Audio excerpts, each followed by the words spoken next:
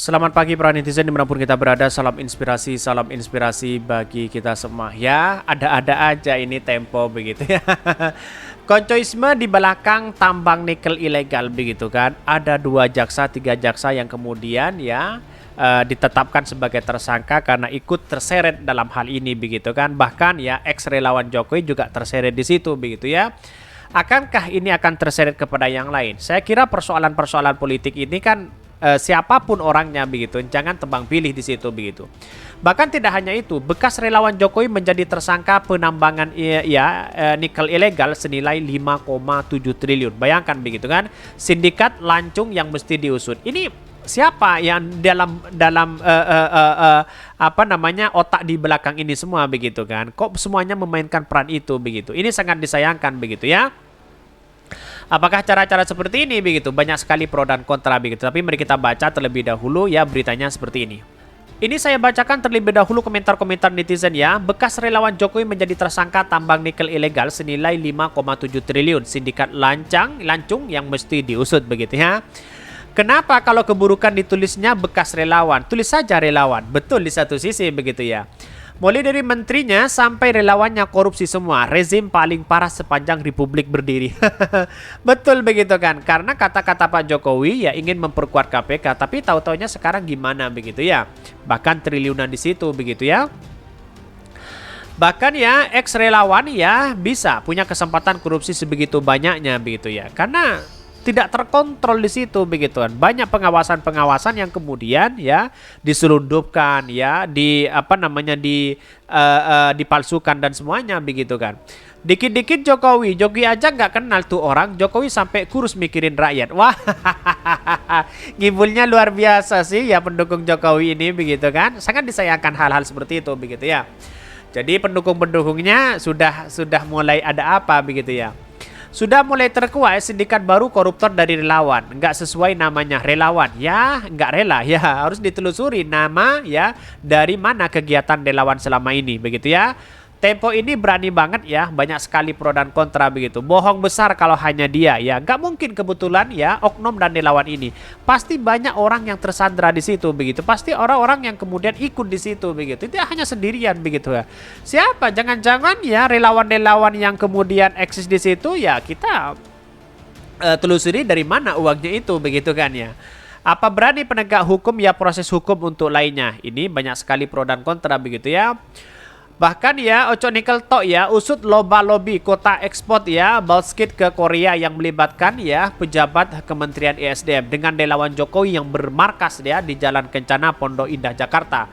Ya, sing iki rodok berat ya kejaksaan memeriksa amarga isi sepupu nih Jokowi inisial jenengin M. Apa maksudnya begitu ya?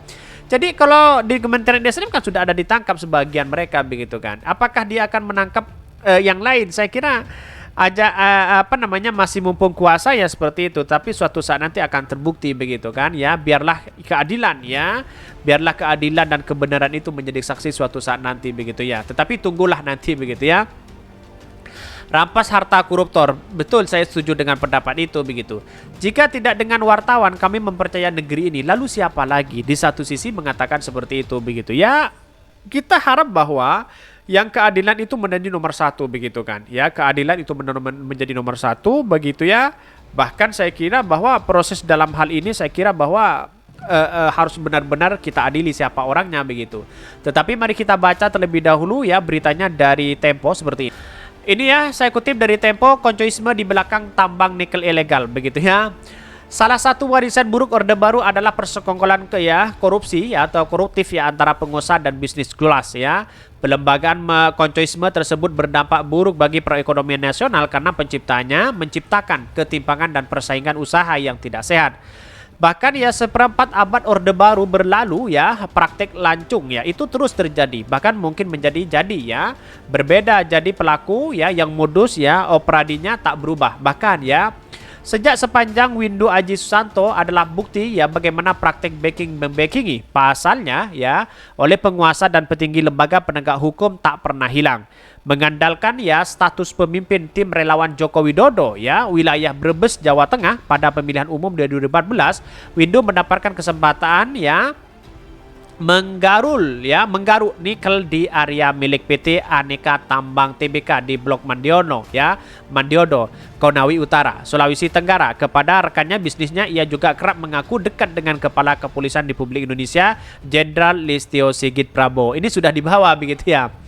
Bahkan hari Selasa begitu kan ya, 18 hari yang lalu Kejaksaan Tinggi Sulawesi Tenggara menetapkan pemilik PT Lawu Agung Mining itu sebagai tersangka penambangan nikel ilegal. Potensi kerugian negara dari penambangan itu mencapai 5,7 triliun. Bayangkan begitu, tidak sedikit angkanya ya. Bahkan ya, menengok kiprah Windu di Blok Mandiodo ya, sulit percaya tidak ada orang yang kuat di belakangnya. Sebenarnya area tambang seluas 3.400 hektar bisa dikelola dan dimanfaatkan sendiri oleh PT Aneka Tambang atau Antam ya, pemilik sah konsesi. Namun perusahaan negara itu pada Desember 2021 secara sukarela menjalin ya kerjasama dengan operasi dengan perusahaan Windu ya, yang lebih dulu menggandeng perusahaan daerah untuk menguasai sebagai area yang memiliki cadangan lebih dari 7 juta ton biji nikel tersebut. Investigasi majalah ini pada awal 2023 menemukan PT Lawu Agung tak hanya menambang di wilayah konsesi milik Antam, tapi juga di luar area konsesi, bahkan di kawasan hutan tanpa dilengkapi izin, serta menampung nikel ilegal dari perusahaan-perusahaan lain. Aktivitas ya ini nyaris tak terjamah hukum karena dilakukan melalui jual beli dokumen yang berlapis dan pemberian ya upeti kepada aparat penegak hukum di pusat daerah tersebut. Dalam 3 tahun nilam nikel yang dikeruk kelompok Windu di Blok Mandiodo sekitar 21,6 triliun. Bayangkan begitu, kerugian luar biasa begitu. Di tempat lain, Windu juga menyediakan jasa ya pengurusan perkara hukum ya di bidang yang amat memerlukan koneksi kuat dengan pejabat ya.